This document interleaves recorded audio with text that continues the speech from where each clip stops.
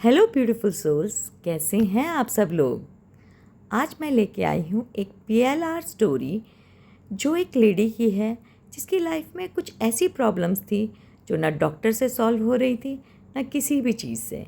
तो उसकी जो प्रॉब्लम्स थी वो थी कि जैसे कि अकेलेपन से एक गहरा डर, लगातार माइग्रेन की समस्या और बुरी खबरों से अत्यधिक भय उत्पन्न होना। तो जब हम उसके पास लाइफ में जाते हैं तो वो अपने आप को एक कोरियन स्कूल में देखती है जहाँ पर वो एक ऑर्फन होती है, पर उसके बावजूद भी उसे उस स्कूल में पढ़ने का मौका मिल जाता है। अब उसकी दोस्ती वहाँ पर एक लड़के से होती है जिससे वो बहुत गहरा अपनापन महसूस करती है। वो लड़का उसको बहुत अपनापन देता है, उसके साथ खेलता है, बातें करता है। उसे अपनापन महसूस करवाने के लिए वो उसको अधिक से अधिक समय उसके साथ बिताता है। साथ क्लास में बैठकर पढ़ाई करना हो या फिर एक दूसरे से चीज़ें शेयर करना हो या फिर कोई भी ऐसी चीज़ जैसे साथ में बैठकर खाना खाना, उन दोनों का जो स्कूल टाइम था वो इस संबंध को और मजबूत बनाते जा रहा था। धीरे धीरे वो लोग बड़े होते हैं और साथ में कॉलेज करते हैं, तो यह संबंध अब प्रेम में बदल चुका था। दोनों बहुत खुश थे एक दूसरे के साथ और उनके पेरेंट्स को भी कोई प्रॉब्लम नहीं थी इस रिलेशन से। तो अब धीरे धीरे वो अपनी पोस्ट ग्रेजुएशन कंप्लीट कर लेते हैं और अपने करियर की तरफ आगे बढ़ते हैं। लड़की भी एक जॉब करने लगती है और लड़का अब आगे बढ़कर अपने फैमिली बिजनेस को एक्वायर करता है। वो काफ़ी रिच फैमिली से बिलोंग करता है, तो वो अपने पूरे फैमिली बिजनेस को आगे की तरफ ग्रोथ के लिए ले जाता है। तो अब धीरे धीरे जब वो ग्रोथ के लिए ले जा रहा होता है तो उसके पास काम की वजह से समय थोड़ा कम रहने लगता है। जैसे कि बड़ा बिजनेस होने के कारण उसको थोड़ा समय उस लड़की के लिए अब कम मिल पाता है, लेकिन वो फिर भी उसे पूरा टाइम देने की कोशिश करता है। एक दिन लड़की का कॉल आता है, वो बहुत घबराई होती है। बोलती है कि तुम मुझसे जल्दी आके मिलो, न जाने मुझे इतनी घबराहट क्यों हो रही है। लड़का उसे प्यार से कहता है कि एक छोटी सी मीटिंग है, मैं बस उसे ख़त्म करते ही तुम्हारे पास पहुंचता हूं, क्योंकि मेरे लिए तुम मेरी लाइफ में सबसे इम्पॉर्टेंट हो और तुमसे इम्पॉर्टेंट मुझे कुछ नहीं है। बस ये एक छोटी सी डील कंप्लीट करके मैं पूरा समय तुम्हें देना चाहता हूँ इत्मीनान के साथ। लेकिन लड़की को इस बात पर नाराज़गी हो जाती है। वो उसे बहुत समझाती है कि मेरा दिल बहुत घबरा रहा है। अब लड़की के दिल में कुछ अजीब से ख्याल आने लगते हैं कि जैसे वो अब उस लड़की की सेकंड प्रायोरिटी तो नहीं बन गई है। क्या अब वो उससे पहले जितना प्यार नहीं करता है, या ऐसा क्या रीज़न है कि वो आज उसके ये बताने पर भी कि उसे घबराहट हो रही है वो नहीं आ पाया। वो इन्हीं तरह की ओवर थिंकिंग में सोचती चली जाती है और उसमें डूब जाती है। तभी एक बैंग की आवाज़ के साथ एक बहुत बड़ा एक्सीडेंट होता है, जिसमें वो लड़का मीटिंग में जाने से पहले ही उस एक्सीडेंट की चपेट में आ जाता है।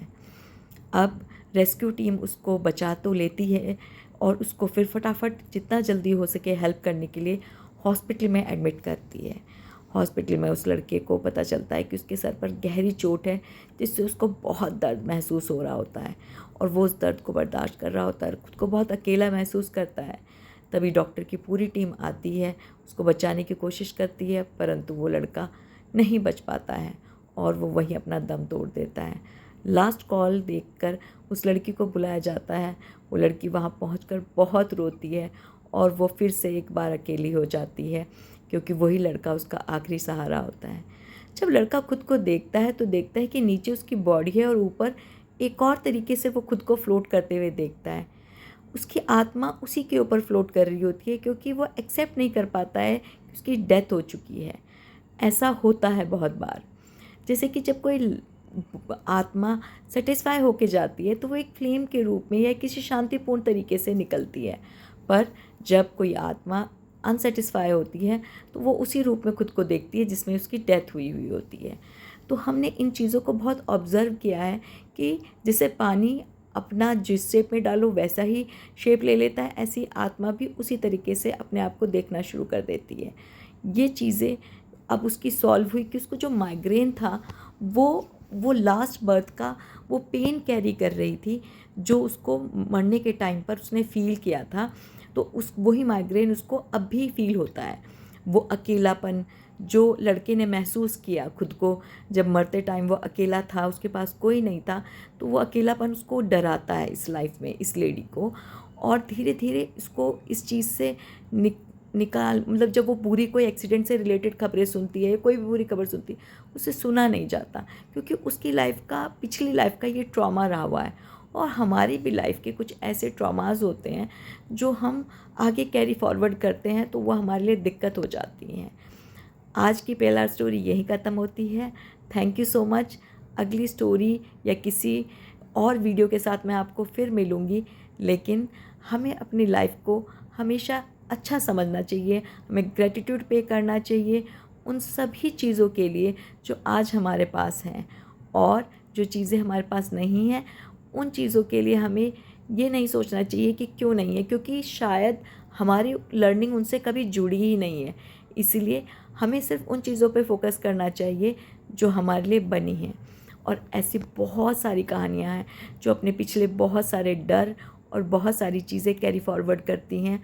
तो उनके साथ मैं आगे आपसे फिर मिलूँगी। Thank you so much.